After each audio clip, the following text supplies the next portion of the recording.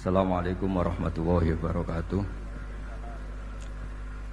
Bismillahirrahmanirrahim. Alhamdulillahirabbil alamin wassalatu wassalamu ala asyrofil mursalin sayyidina Maulana Muhammadin wa ala alihi washabihi ajmain. Amma ba'du.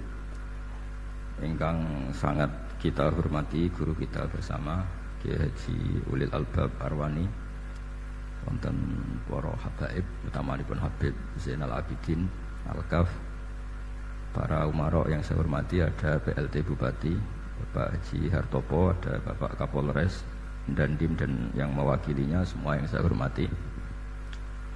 Meneruskan ngaji di Madinatul Ilmi di Habib Bidin, ini ngaji hiwalah, ini diligerkan. Harusnya ngajinya di Habib Bidin tapi diliger ke Sekda. Saya mau saja supaya kelihatan rukun antara Habib dan umarok. Karena kata Habib Bidin nggak apa-apa Gus gitu. Ya memang rukun gitu.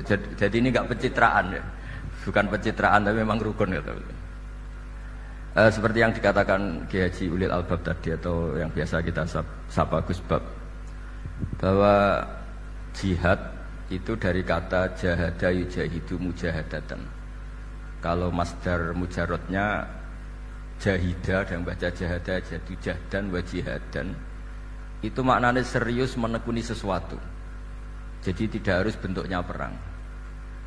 Tapi Islam juga jangan anti perang, karena andaikan Islam itu tidak punya konsep perang, itu juga kita bingung saat kita dijajah Belanda. Jadi sesuatu itu pasti akan ada momennya, ada pembenarnya. Disebut kalau dalam fikih muqtadul hal. Saya masih ingat beberapa cerita lesan. Dulu perang itu harusnya 7 November. Bung Tomo datang ke Mbah Hasyim. Tapi kata Mbah Hasyim jangan katanya. Kiai bagian nyeblokno pesawat urung teko. Walhasil nunggu Ki Abbas dari Buntet Pak Kapolres itu doanya spesial untuk menjatuhkan apa? Pesawat. Saya kebetulan banyak kenal sama cucu-cucu Ki Abbas Buntet. Tanggal 10 datang terus perang dimulai. Dan itu menjadi perang sejarah karena jenderal dari Belanda ya, dari Inggris ya, itu sampai meninggal. Jadi siapa Malabi ya? Jadi intinya Anda jangan berpikir bahwa negara ini didirikan hanya oleh umarok. Bahkan sebelum ada negara, yang sudah ada itu ulama. Dulu para wali songo sampai para kiai era kemerdekaan itu sudah membentuk satu komunitas. Di situ ada ketua pondok, ada bendahara, ada macam-macam. Sehingga kiailah yang bisa menggerakkan publik untuk melawan Belanda. Karena kiai ini juga yang megang otoritas publik. Ketika seorang Mbah Hasyim Asy'ari memfatwakan jihad itu fardhu ain, maka semua orang berpikir harus jihad melawan kehadiran Belanda atau penjajah mana saja. Tapi itu satu sisi ya. Di sisi yang lain, bahasa Arab itu ada sisi uniknya. Kalau menamai penjajah itu musta'marin atau al-isti'mar. Isti'mar itu meramaikan dunia. Karena memang bangsa kita dulu itu ya aneh. Tapi nak sampean ngrasani teman-teman ya kualat itu mbah-mbah jenengan. Kita ini dulu memang ya agak aneh. Belanda itu sudah penjajah, tapi sama buyut-buyut kita dipanggil Doro.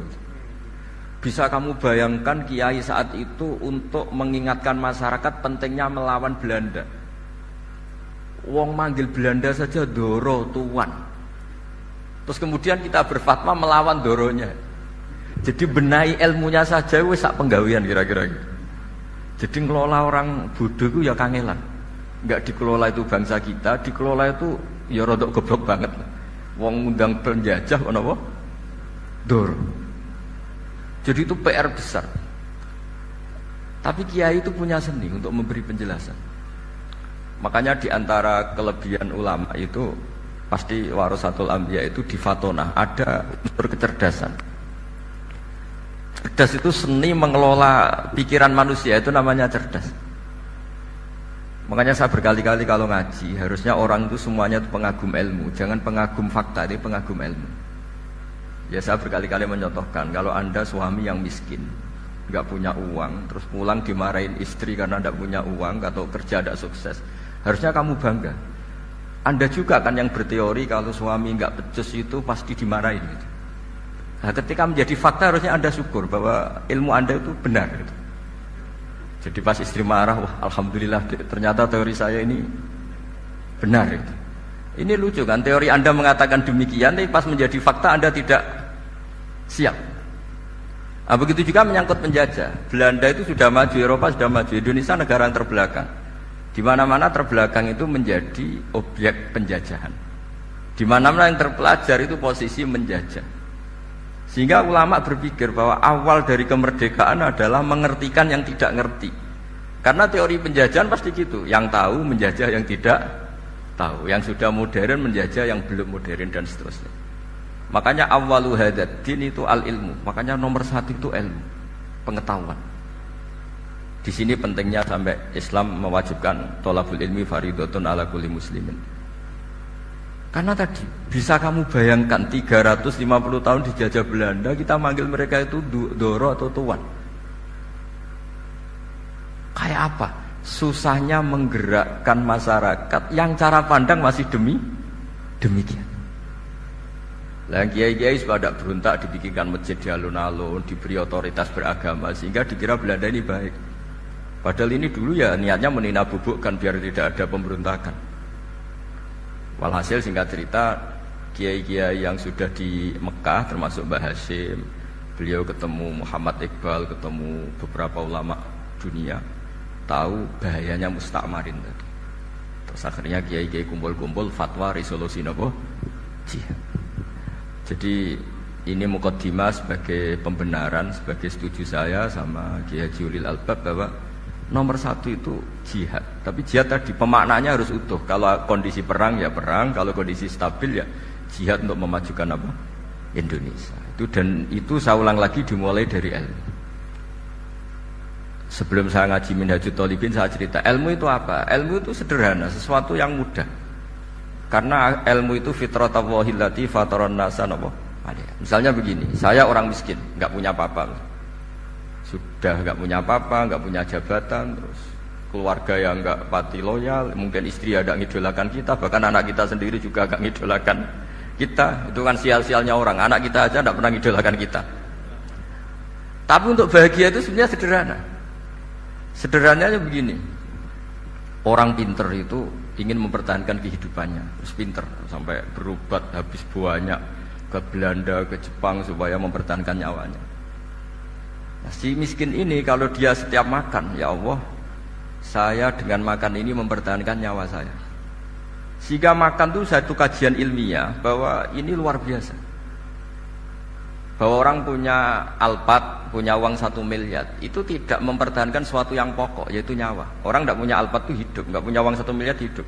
Tapi kalau nggak punya nasi 1 piring, nggak punya air 1 gelas bisa mati. Artinya apa? Orang miskin itu yusyarikul aghniya, sama dengan orang-orang kaya dalam hal kepemilikan hal-hal yang pokok.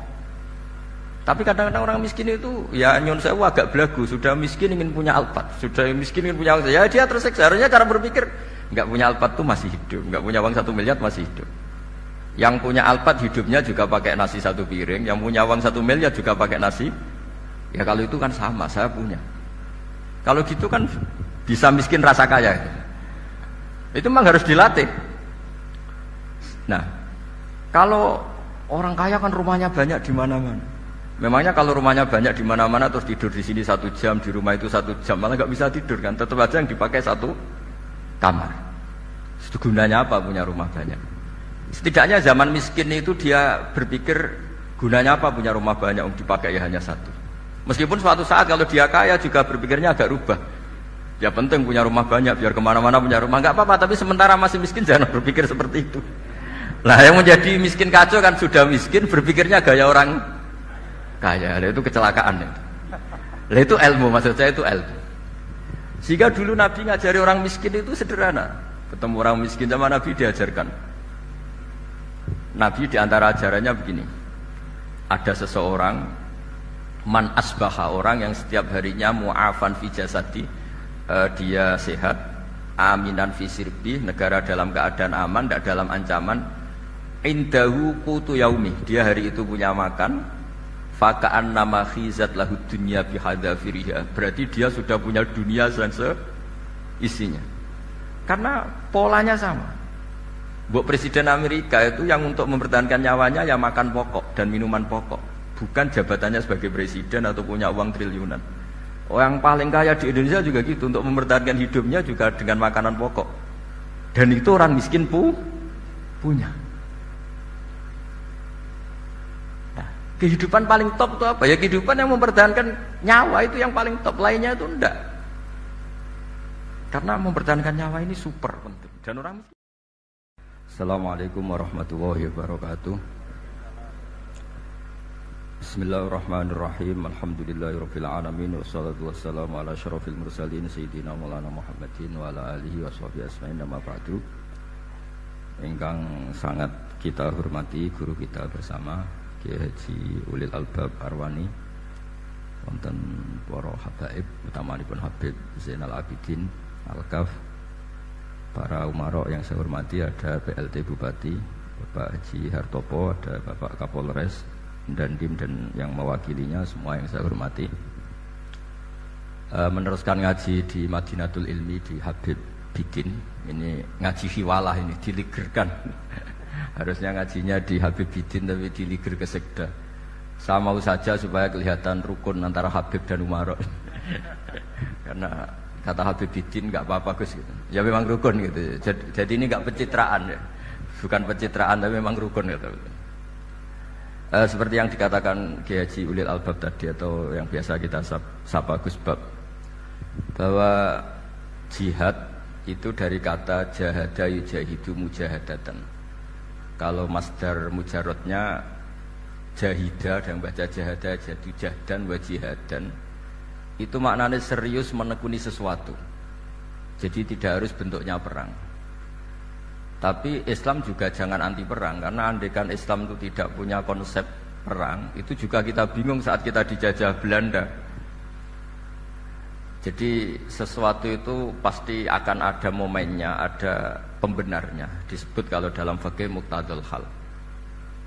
Saya masih ingat beberapa cerita lesan. Dulu perang itu harusnya 7 November. Bung Tomo datang ke Mbah Hasyim.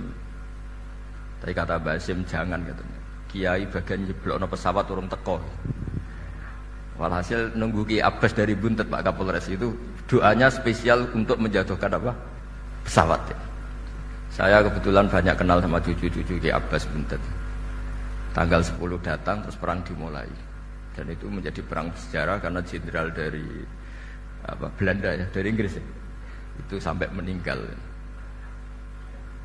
Jadi siapa Malabi ya? Jadi intinya Anda jangan berpikir bahwa negara ini didirikan hanya oleh umarok. Bahkan sebelum ada negara, yang sudah ada itu ulama. Dulu para wali songo sampai para kiai era kemerdekaan itu sudah membentuk satu komunitas. Di situ ada ketua pondok, ada bendahara, ada macam-macam. Sehingga kiailah yang bisa menggerakkan publik untuk melawan Belanda.